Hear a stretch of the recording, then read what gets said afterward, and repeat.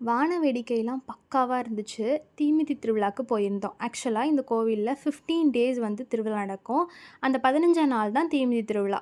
So அதுக்கு தான் 6:00லாம் start ஆயிடும்னு சொல்லிட்டு 5:30க்குலாம் வீட்லேருந்து கிளம்பி சீக்கிரமா போகணும்னு சொல்லிட்டு போயிட்டோம்.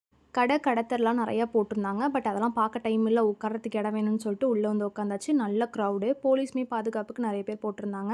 அண்ட் பக்தர்களும் வந்துட்டாங்க தீ மிதிக்கிறதுக்கு. நாங்க போய் உட்காந்ததுலேருந்து தீ மிதிக்கிறதுக்கு அந்த ஒரு சேர குண்டு குழி இல்லாம சமமா வந்து எல்லாத்தையும் ரெடி பண்ணிட்டுருந்தாங்க.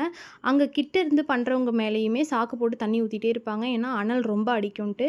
அண்ட் கொஞ்ச நேரத்திலேயே தீமிதி விழாவும் ஆரம்பிச்சிருச்சு. இந்த தடவ கொஞ்சம் லேட்டா தான் ஆரம்பிச்சு. 6:00 சொன்னாங்க. 6:30 தாண்டிடுச்சு. ஏன்னா கரெக்ட்டா வைக்கணும்னு. ரொம்ப ஆழமா வச்சாலும் கால் சுற்றும். அதனால கொஞ்சம் படபடப்பா ரொம்ப பயமாவே இருந்துச்சு. தீ மிதிச்சு முடிச்சோனே பால் தொட்டிக்குள்ள ஊத்தி வச்சுருவாங்க. அதில வந்து கால் வச்சுருவாங்க. பக்தர்கள் நல்லபடியா மிதிச்சு முடிச்சுட்டாங்க. அண்ட் ஃபைனலி நாங்க பிரகாரத்த எல்லாத்தையும் சுத்திட்டு, சாமி பார்த்துட்டு, பிரசாதம் வாங்கிட்டு வீட்டுக்கு வந்துட்டோம். உங்க எல்லாரையும் நான் இன்னொரு வீடியோல சந்திக்கிறேன். பாய்.